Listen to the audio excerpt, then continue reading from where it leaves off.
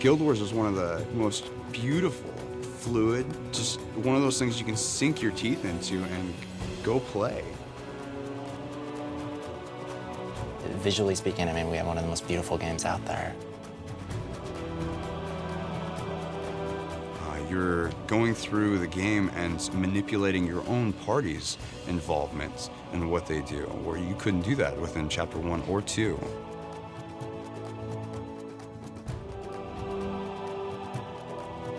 You have PvP that is just on an epic scale. It's better than anything out there, in my opinion.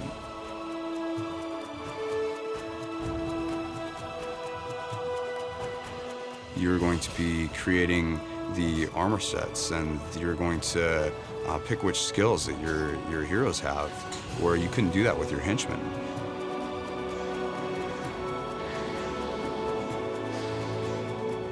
Where Guild Wars really gets the most interesting and the most strategic is when you're not only thinking about your character, you're thinking about your entire party.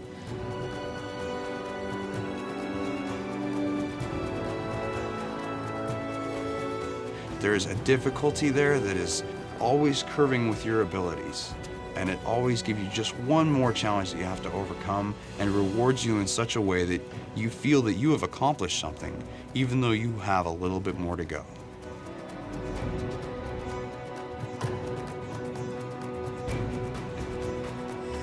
There's some really difficult fights. There's a storyline that's just so in-depth and fun that you're exploring this whole story. It's like reading a book that you are writing yourself and don't even know what is going to happen.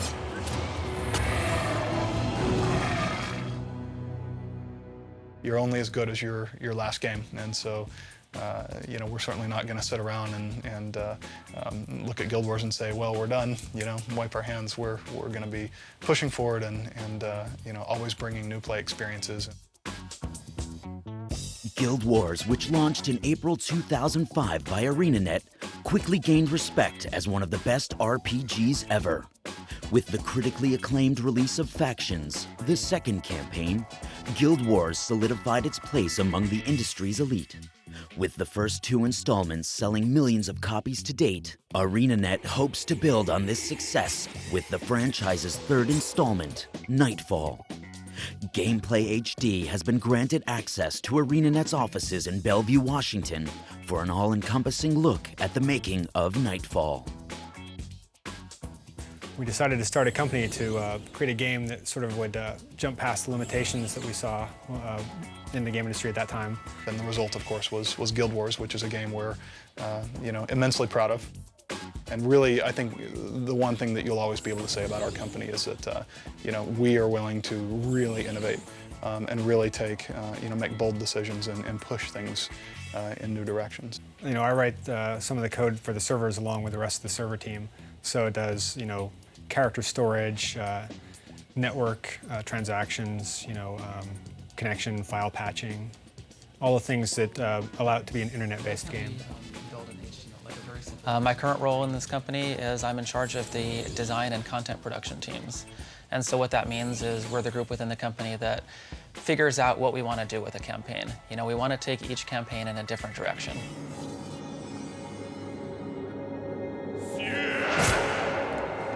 Coming off the success of Guild Wars Factions, the creators at ArenaNet look to build an even more compelling story and game. The founders, along with a team of writers and designers, got together to brainstorm concepts for their 3rd campaign, much of which stemmed from ideas uncovered while working on the first 2 campaigns. Their intention was to incorporate a fresh storyline while adding new characters and a new gaming experience. The result was Nightfall. We have kind of a unique opportunity compared to a lot of online RPGs to have a game that tells a story and gives you a stronger role-playing experience. We want to get people more interested in the story, in slowing down, taking time to smell the roses, so to speak. We started out with a really simple idea. We wanted a story that was much more about a war, kind of straightforward. There's an evil force, you're going to take it on.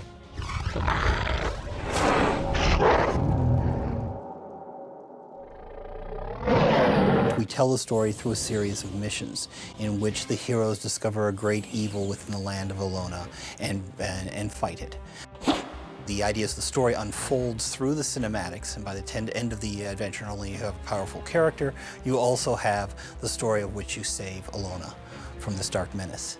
The idea shifted pretty quickly, or evolved pretty quickly, to include the idea of these two professions being holy warriors.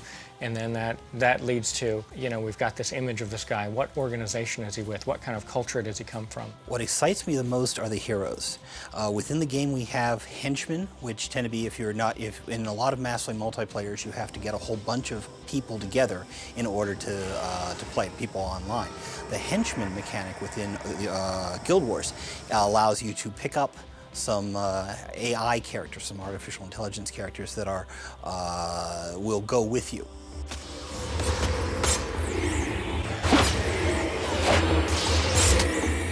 Those two forces coming together, the customizable henchmen and the let's get smaller numbers of people together so that people can take the time to enjoy the story. Those two came together, and that was what caused us to go build Nightfall. In Nightfall, which is set in the land of Elona, land of the Golden Sun, you are a Sun Spear, which is like a Jedi Knight or a Texas Ranger. You've done something to awake the ire of this neighboring territory. And the chief, the person who rules this nation, or kind of runs this, is responsible for this nation, is Varish Asa. You're one of a group of heroes whose job it is to protect the land from danger, from marauders, from invaders, from corsairs, and from much more darker menaces. The storytelling on a minute-by-minute basis is about you and your party of heroes and who you're dealing with and what's happening right there at that moment. Now a darker menace is showing up on the horizon. There have been omens and auguries and strange eruptions, and strange creatures are walking the land, and an ancient forgotten god whose name has been struck from the monuments and forgotten is making his comeback. It's a very personal story in which you really have the opportunity to be the hero, to direct the events that are unfolding. So we really wanted to make it a personal and emotional storytelling experience this time around. The process of making Nightfall involves many steps, from concept to completion. Though the heart of any campaign is the story and design, ArenaNet draws on the talent of over 100 employees, all of whom work in conjunction with one another. We are in the center of ArenaNet here in Bellevue, Washington. What you see around us is some of the art of the game. We're near where the artists and the QA and the programmers and the developers create Guild Wars.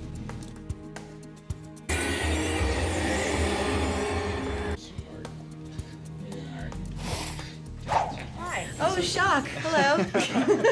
So this is Lisa LaFay, also known as our den mother. Lisa keeps the trains running and the meals coming and the lights on and everybody happy and healthy and warm and fed and all those good things that a den mother should do. Fueled up. Yeah, she's our office manager, and I think when she started we had, what, 40 people? And 40 people. Now we've got 140 people, so she's very, very, very busy these days, but probably the most popular person in the office because she brings us lunch at noon every day. Yeah, lunch and handing out payroll every 2 weeks. I'm a very popular person. Yeah, you get to do all the fun stuff. So we're here in one of the two design teams for Nightfall. These are the folks who create the missions, create the quests, the unique items that go into the game. Everything that makes Nightfall Nightfall goes on in here. Our team is responsible primarily for all the things that you think of in the game that sort of make it a real game. For instance, we do the things like we implement skills, we implement quests, mission logic, user interface, things like that. We also work a lot on some of the core features of the game, like alliances and heroes and all the stuff that sort of make it a fun game to play. We're really trying to make an opportunity to give players choices that they want to make with their characters. We're trying to come up with storylines where they branch in a number of locations and they can really pick which way they want to go.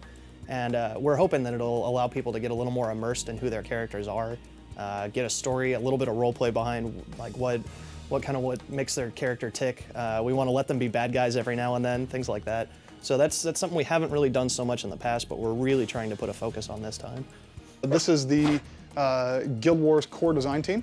And so this is where the core mechanics for the game are designed, including combat, monsters, items, things that are not only present in a specific campaign, but are more designed for the entire Guild Wars franchise as well. The first thing you do with the game is try to discover the fun and stuff. You're not necessarily trying to make it balanced or trying to make it fit exactly what your preconceived notion is. You try to find out what about this thing is fun. And so then as those things evolve, sometimes it changes the story. We find good mechanics, we find playable experiences, and then we basically see what kind of story goes well with those. Like the art, like the music, like the sounds. It is all geared toward making the player experience the best it can possibly be.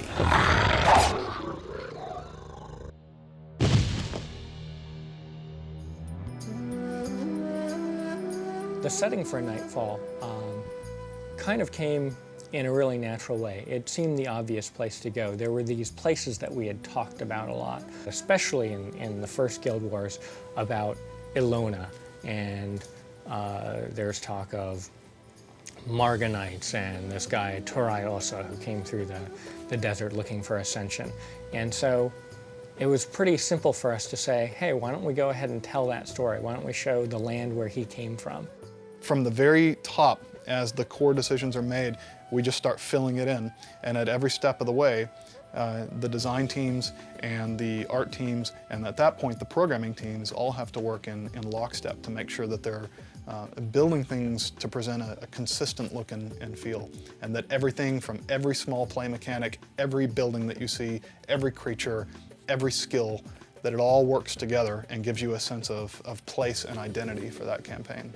The other big thing is working with the artists, especially our art director, Daniel Dochu, comes up with so many just crazy, really strong visuals that very often, we'll adjust story or missions or mechanics to fit in this, wacky idea he's had. Daniel will start working months in advance of the bulk of the art team to do very high-level studies of materials and textures, light, environment, colors, architecture, creatures. Usually the creatures he makes don't ever actually wind up going into the game, but they heavily influence the type of creatures that we make for the game. What I do as far as concept art is the high-level, inspirational pieces that kind of establish really early on the look and feel and the theme, the flavor of a new chapter. As far as inspiration sources for Nightfall, we decided for it to be sort of a North African influences that reach farther south, folk art, traditional art, being generated by cultures living in those areas.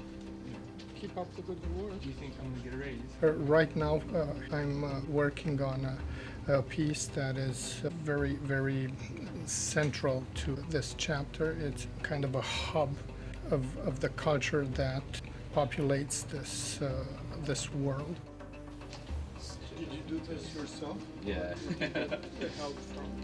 One of the locations that you may recognize in the trailer as having very strong Islamic influences is actually what we call highlands. It is very fantastical environment and kind of inspired by Oriental folklore and tales, 1001 Nights if you want, and all that very dreamlike world of opulence and fantasy.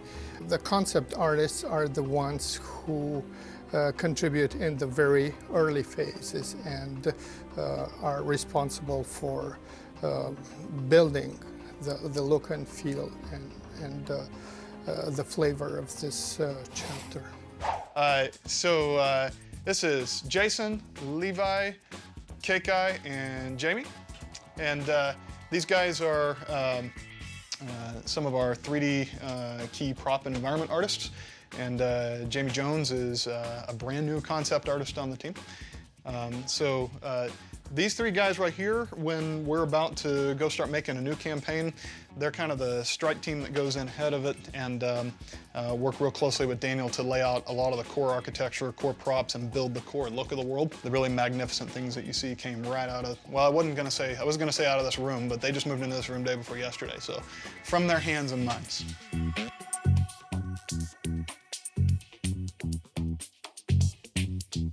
Lead designer is an interesting position because we have about 100 different people on the team, and more than anything, it's my job to make sure that everything we're doing is coordinated and working toward a single goal.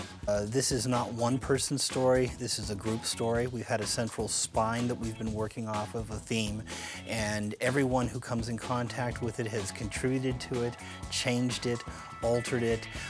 We've reversed decisions, we've changed endings. It's kind of our job to take the story that Jeff and the other designers come up with and breathe life into the characters. This is very different than writing a novel or a traditional hobby role-playing game in the fact that it's such a group effort. It is just, and we are continually evaluating, reviewing, seeing what works, seeing what doesn't work, and being willing to go back and make it a better project. If we feel that a change needs to be made that'll improve the game, we can actually do it. That's one of the great things about working in an online game. It's not like you just finish it and pack it up, it goes out the door, and you're immediately on the next thing. And we're constantly just tweaking, refining, we're changing, little elements here and there, some of the characters, some of the story, we're balancing the skills or adding new content for special weekend events and things like that. So it's pretty cool, it's definitely a dynamic environment. These folks are also the ones who are making the missions, making the scripts that drive the missions and the behavior of NPCs, the dialogue of NPCs. Everything you experience as you go through the game and experience the story, the mechanics of how that actually happens and what it is that you're experiencing as you play all take place in here.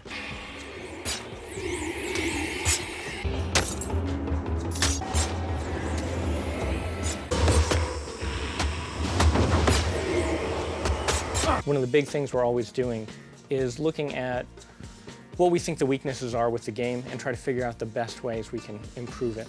What we've done a lot of, and we're very close to, I said, to our original plot, is that we said, what would happen if we did this? We had a major character, was going to be a bad guy to the end.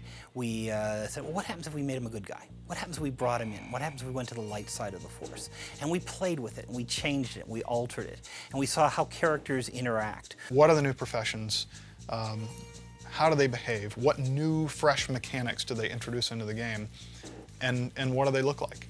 And so that's an early conversation that between the design team and the art team. And then of course there's, now that you know what these characters look like, what kind of world do they live in?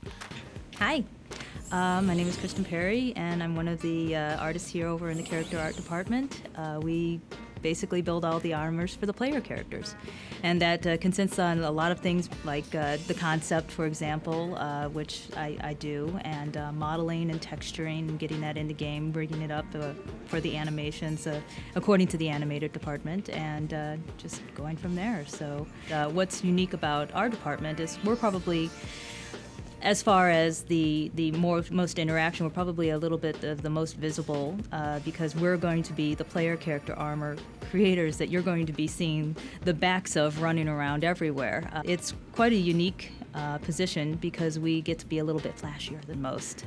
The goal here is to actually be as flamboyant and as cool as possible and trying to get these designs out. And for this, we've got a lot of great people here that are incredibly talented that do the job just right. So it's a really good eclectic pot here. The two new classes are the Paragons and the Dervishes, and they're of course a little bit different. In Nightfall, we do build up the character to especially adhere a lot to the new environments that we have, and since it is a bit of a North African feel here, very African based, and of course of all of our armors and the character pieces have to adhere to this. The character I always like to play is an elementalist, just because, well, first off, I play female characters, because if you're going to be playing a role-playing game, you're going to look at the same character for a long period of time. Why not look at a female character, right? So I play the elementalist because she's hot, and that's really not a very good play balance reason, but there you go. And then I alternate my second professions a lot. The one I've been playing recently is a dervish, of course, because the dervish avatar, the god skills are just absolutely rocking, and I think they're a really cool addition to the game. They just look cool, so I'm enjoying that. Jeff and Pat are both playing dervishes, and so I'm playing a paragon. Because he had to. Because I have to, to be different. My favorite character is a warrior ranger, because first of all, I get my kitty. And then second of all, I can use all of the poison to poison up my blades, and they go down that much faster. It's really great.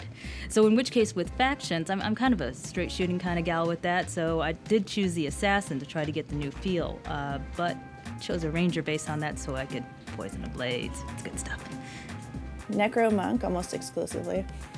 I like to solo. That's what I like about this game is you can solo, and the Necro monk is a good character for that. But I've got an elementalist ranger that I'm very partial to in PvP. And it's the idea that I really enjoy the ability to stand back and blow people up at a distance. So.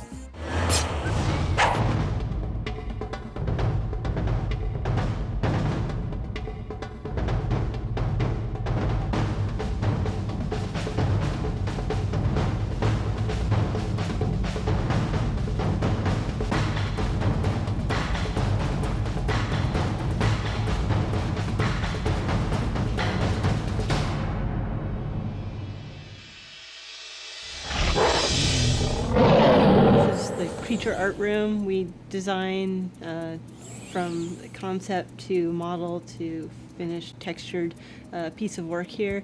We make all the monsters and then we hand them off to a different department, which is the animation department. And then, so I'll get a piece of work like this and then I'll start building it into a 3D model. And once the model's completed, I take it into Photoshop, lay out my UVs on a layer, which is sort of the skin of the monster. And this is what the monster looks like completely unwrapped. And then when we go into the viewer, it shows it with the completed monster with the animations all on it. I don't design the base part of what the monster looks like. I'll get a concept like this, but then once I have the concept, you can see that the textures are all very, very flat.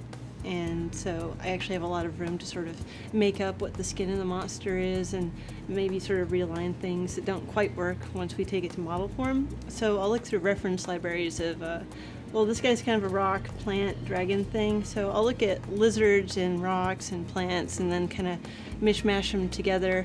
I might use some photos on there and then paint over it to sort of blend it all together to make the monster. This is a monster from Campaign 3. And this is probably my favorite one. Matt designed this guy. He's a beetle character, and he rolls along the ground, and he's got these great big scythes, so he's just sort of like itchy and kind of dangerous, but still kind of cute at the same time. He just rolls around, and it's just awesome. There we go. So he's very, very different. I mean, his shape's really different from a lot of the creatures we have, but on top of that, he moves completely differently. He rolls along, and visually, I think that makes it more interesting for the player because they're not just encountering different monsters, but they're encountering different movements and different spells and a lot of different stuff that the creatures do. So he's probably just my favorite because he looks dangerous, but it's still super cute. We are in prop land now. This is where we do the nuts and bolts of the game as far as visuals go. We build the walls, the castles, gates, fences, bridges, what have you. We also do the special effects, the spell effects in here. And any cool destruction like big, huge things falling out of the sky and blowing up a innocent little farmhouse, that's our specialty in here as well. I had originally requested an army of robot monkeys to do the work, but unfortunately budget required that we hire this team of fantastic artists that we have, and I will introduce you to one right now. This is Horia. Horia works here because his father is the art director and I couldn't say no when he put his application in. All right, something I'm working on right now is this sword I'm doing. So a lot of stuff will start with just like a quick pencil sketch, and then I'll start painting a texture, which is the flat skin that is going to be mapped on the model later. And then we, specify an alpha channel, and we figure out what the materials are in here, metal, whatever. And then we bring it all into 3D, and then do stuff like make it shiny. Can you see that? Yeah. So it's I don't know, it's pretty straightforward. Nothing, I don't know. I mean, when you've been doing it this long, it's easy. It's easy, really. No, that's all I got.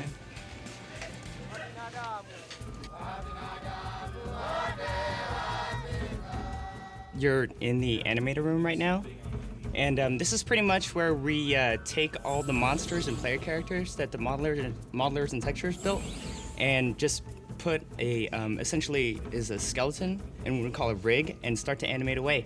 So I guess the process is I'll go in and decide what I want to do, and I'll look up reference footage for some ideas of the kind of motion I want to capture and the kind of the feel for the dance. I'll study this reference footage, and I won't follow it exactly, but I'll try to get the feel of what I want to accomplish. And since Nightfall is largely based in Africa, I wanted to kind of get sort of an African tribal dance team feel.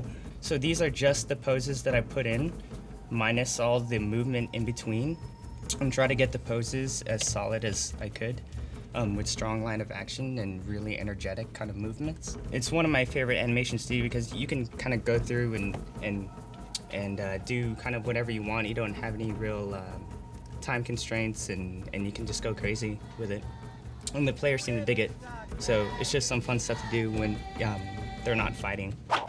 This is the network programming room.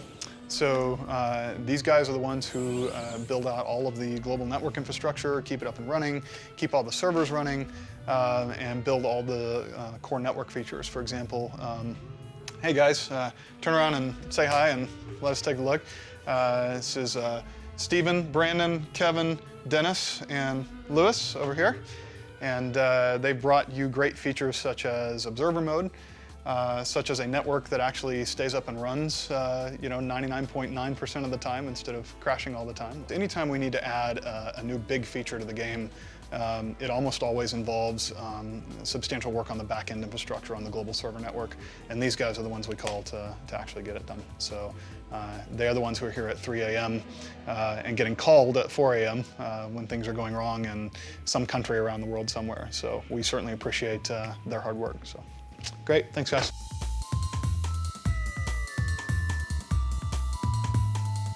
Hi, I'm Rin.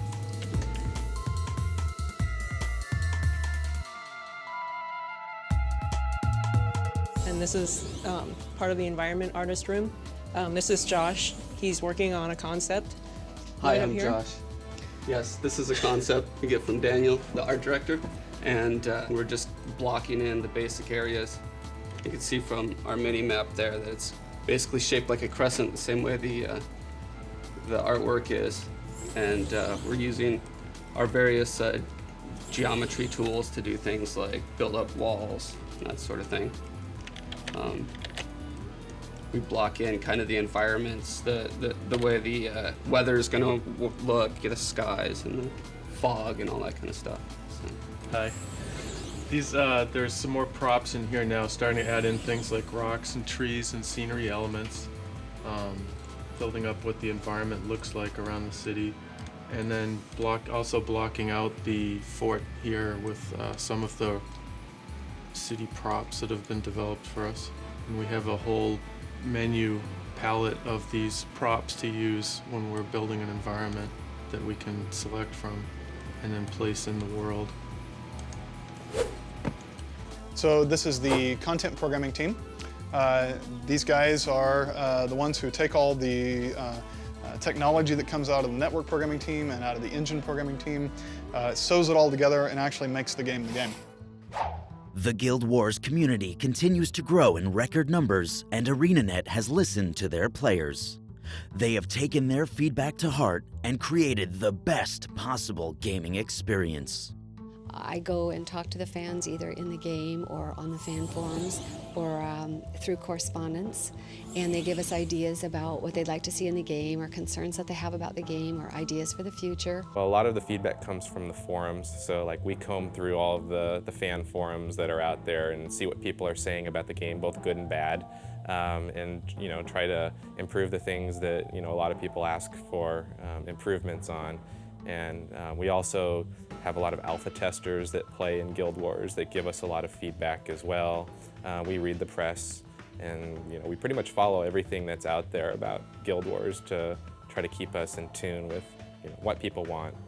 We have about 1,000 external alpha testers, and they're constantly playing the game. Every time we put up a new build, we're getting feedback, and so they'll tell us what their sort of experiences are and the things that they're excited about, and in some sense they're also aggregating the feedback from the even larger pool of users out there, because they're going on and reading bulletin boards and summarizing feedback. So it's this sort of whole pyramid of feedback that's coming to the design team to enable them to sort of pick the directions for the next campaign. The great thing with releasing a new title like Nightfall is that we have more opportunities to involve the community in fun events, in-game events as well as community-related events.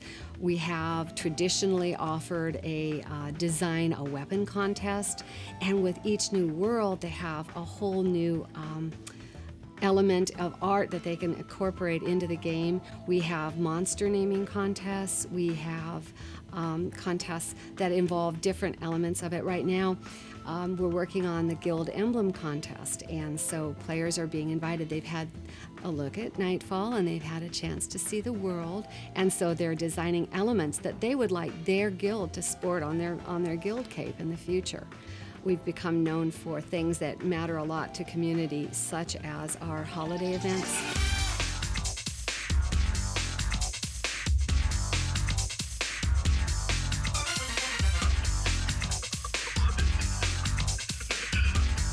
We had the best possible holiday event ever in our first one, which was in Halloween of 2005. It was absolutely phenomenally well received.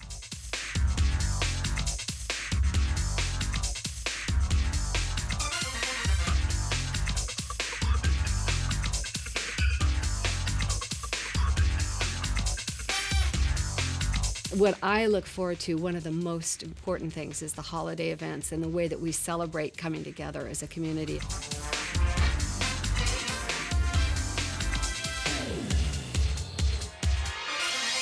The great thing about the design process of Guild Wars, and it's an extraordinarily different process than I've seen in other titles, is the fact that our designers actively listen and respond to input from their community of players. Yeah, we're also trying to find ways to, I think, respond to our player community too. There are certain things that have been demanded, like the ability to more easily form groups and things like that, and there's a big push to add features to help support that kind of thing. And so we listen to our fans and want to make sure that we give them the tools to make Guild Wars an even more fun experience. We have so many elements within Guild Wars that are a direct result of the feedback of our community. Some of the best fan feedback we've gotten has actually been from people who work here now. We're always looking at the forums and looking at people who are active in the community. And a lot of times, first step, we'll invite them into the alpha test to get a sense of what they're like. And if they really contribute a lot and have a lot of great ideas, a lot of times they end up getting a chance, at least, to get a job here. Good designers that we picked up last year actually just started. He was already working as a game designer elsewhere, but he sent us this really long email, almost angry in tone, about all the things that he thought were wrong with Guild Wars and the things that he thought we could do better. We looked it over and said, a lot of these are really good points.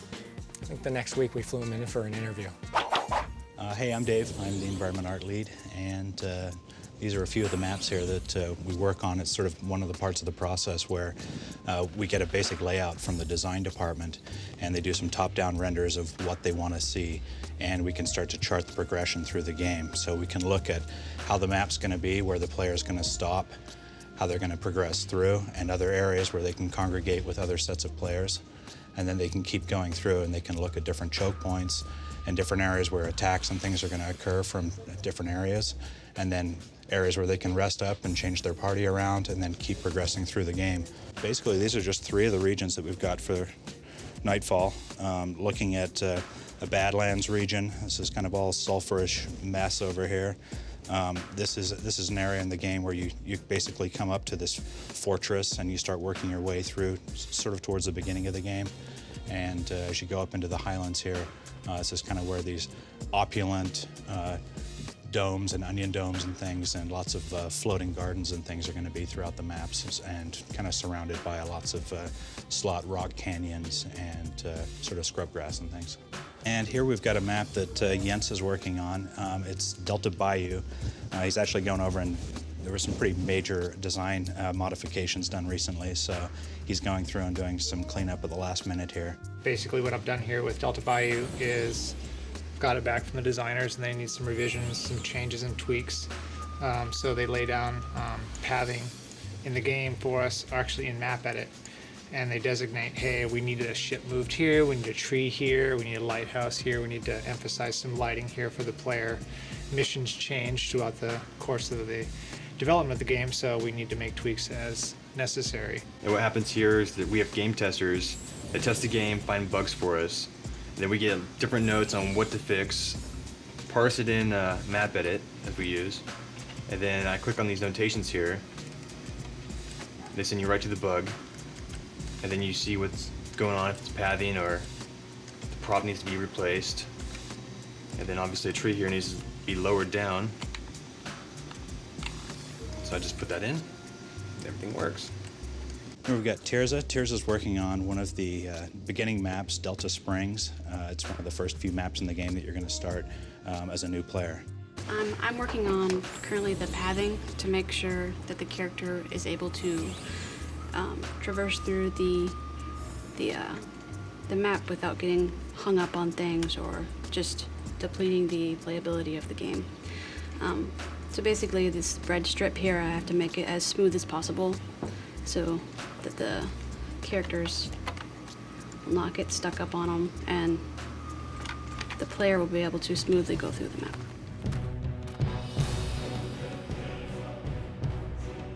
One of the original goals of Guild Wars was to create a competitive global community.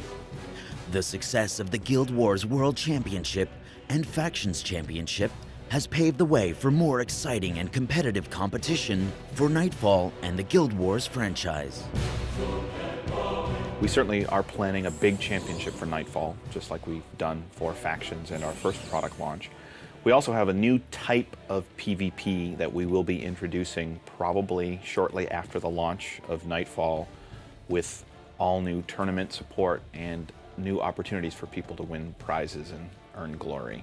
It's very difficult to get 8 people together for our high-level competitive play, and we don't want just a very niche group of people really into competitive play. We want everyone into competitive play. What's exciting about ArenaNet is that we're using a lot of the same sort of competitive play models that have been developed for other games and sports, but for online, which means it can run 24 hours a day, and you get to meet and mingle and play with people from all around the world. So instead of spending months of planning for one live event, it's sort of exciting action that's going on all the time. It's important for our game to be very well balanced so that we can hold these large tournaments for lots of money and it be a fun, exciting environment for everyone to watch and play. It's basically a lot of number tweaking and crunching and making sure that one particular thing isn't more powerful than the other, and that the game is always flowing in a nice pace, and that people are playing and having fun and enjoying not only playing it but watching it and making sure that it's an exciting sport for people to watch. We can look at what works in professional sports, we can look at what works in card games and professional poker, and take the different elements that we like and incorporate them into the game. You get periods of time where you've seen a lot of the same old thing and The new campaigns really jumpstart and really just blow away your mind on combinations, and all sorts of fun builds come out. And the more and more campaigns that we release, the more and more skills, the more and more combinations, the crazier the environment gets, and the more exciting combinations have, and the more fun it is to see these two different guys matched up with these crazy different styles and see who's going to actually win, whose strategy, whose play, whose build, whose everything is going to decide who wins.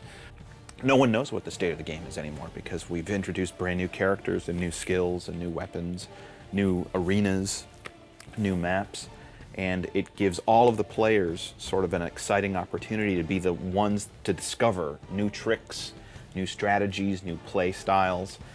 We're definitely getting better and better at changing the metagame around with the new campaigns and really forcing people to think about what they're doing, and I look forward to beating on people.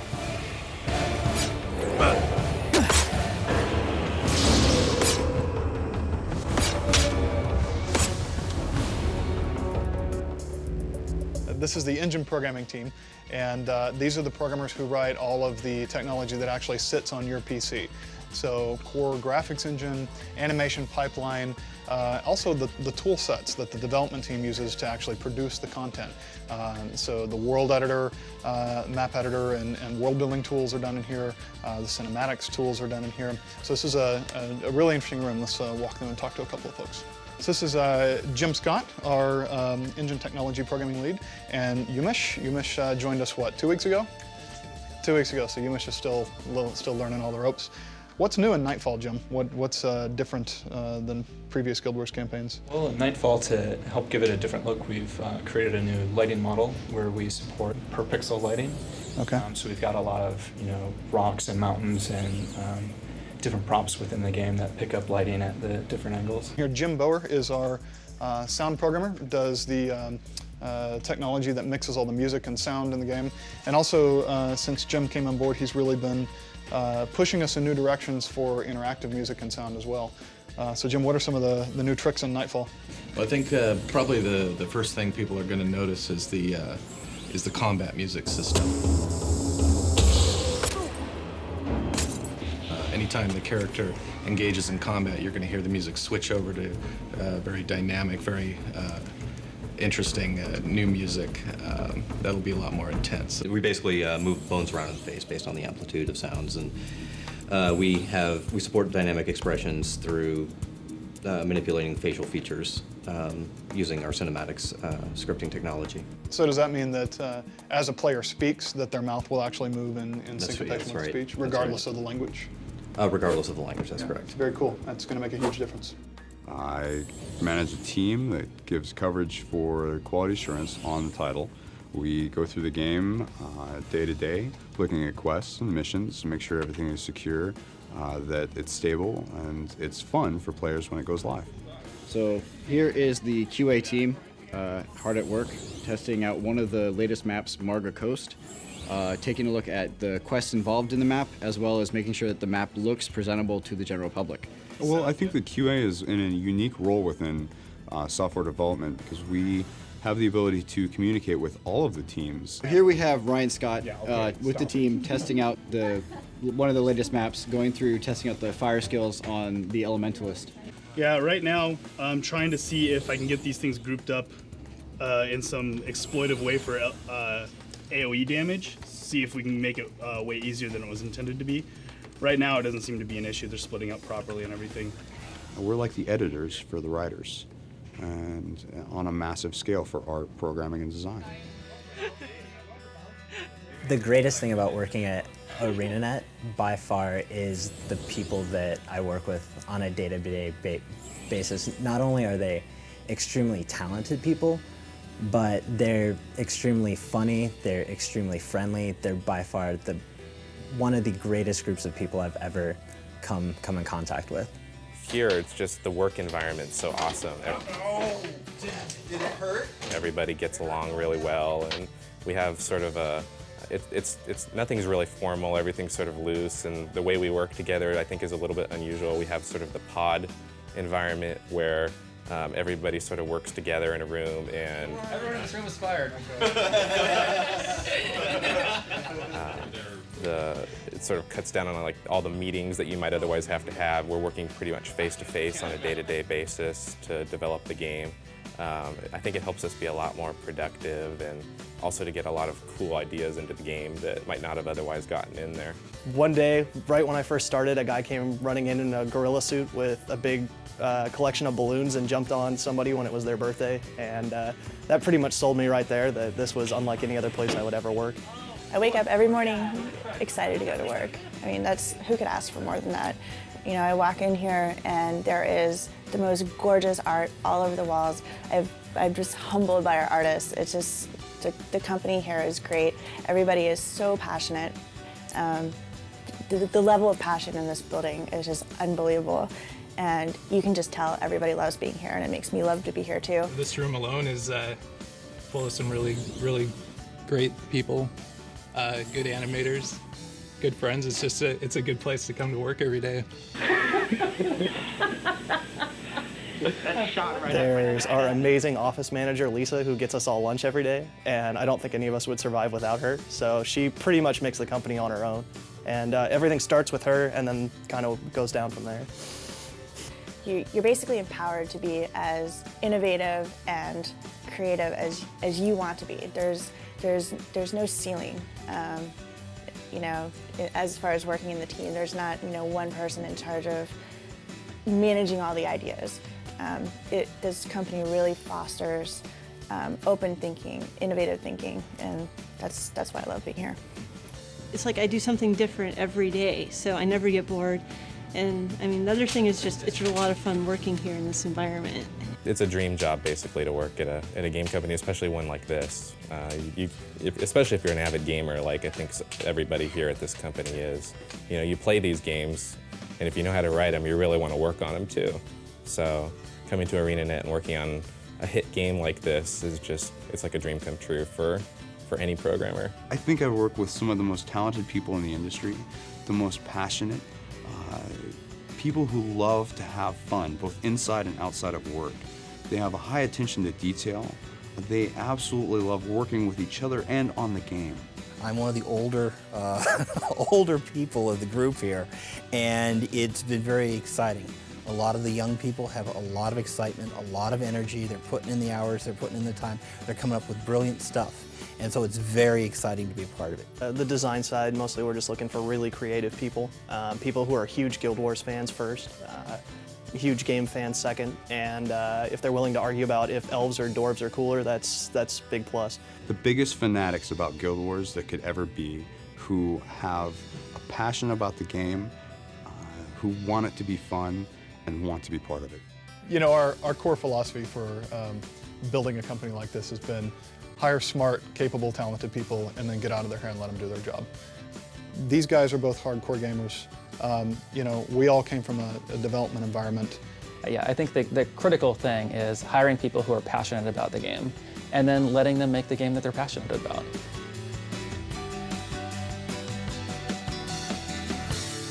The Guild Wars franchise is thriving, and many in the industry consider it to be one of the most forward-thinking MMOs on the market. This also brings huge expectations, something everyone at ArenaNet is fully aware of. This is the game that I'm most proud of. I think we're doing all the right things with this one, and I think our players are really going to like it. We're doing a lot of stuff that fits really what they've been asking for all along. I think more so than ever, this is the game that goes with what the players have been wanting. If you're a big gamer, you're going to make the kind of game you'd like to play, and that's what we've been doing. So as soon as it launches, we're going to be out there making our own heroes, configuring them, doing everything everybody else is doing. I think the biggest challenge is living up to the expectations that our fans have developed for our game. I think one of the biggest things that stood out to me when I came in and worked on the first game and saw the feedback that players had was they really feel like Guild Wars could be the best game of its kind out there, maybe the best game of its kind ever made. What I hope with Nightfall is I hope that it's a much more story-driven experience than people have experienced in either past Guild Wars or in other online role-playing games that they play. Just being able to affect someone with the stories that we're telling and the experiences that we're giving them to the point where they would take the day off work in order to play it is something that's just really, really cool. seeing the work that you put in on a day-to-day basis being appreciated by so many people. I mean, our fans, just the ability to see how much they're enjoying what you've worked on. I mean, what you've put so much blood, sweat, and tears into. It's really rewarding. It's a tremendous amount of pressure to keep that going, but I don't think any of us would have it any other way. I mean, it's absolutely amazing to have built a game like Guild Wars and see people take to it like they have. You're exhausted anytime a game ships. If you're not, then there was probably more that you could do. But there's a special feeling because it's not just you, it's all the people around you, and they've all put their heart and soul into it, and so it's a fantastic feeling when you feel like, okay guys, we did it. Those last few weeks of a project are always the most fun because it's all coming together and you're starting to step back, and if you've done your job, then you start realizing, wow, we've made a really kick-ass game and this is really fun to play. And fortunately, we've been able to go through that twice now. With Guild Wars, and I'm looking forward to going through it again.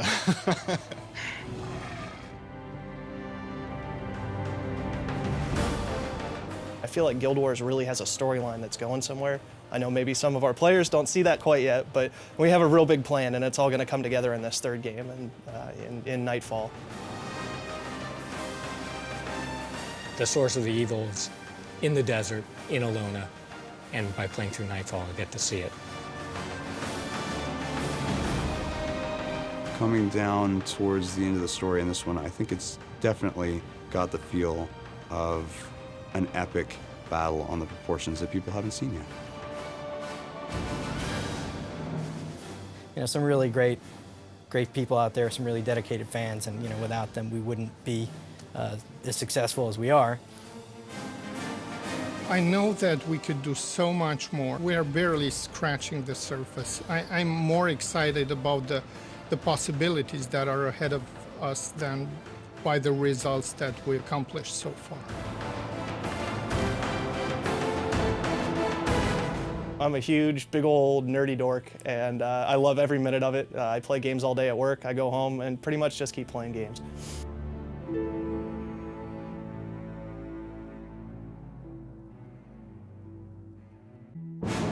One of our heroes is dating another one of our heroes and her sister.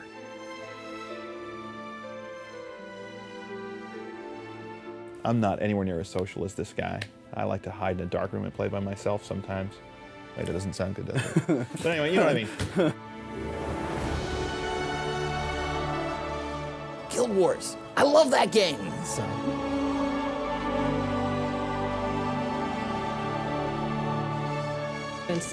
Jeff is. Oh, can we start? Yeah.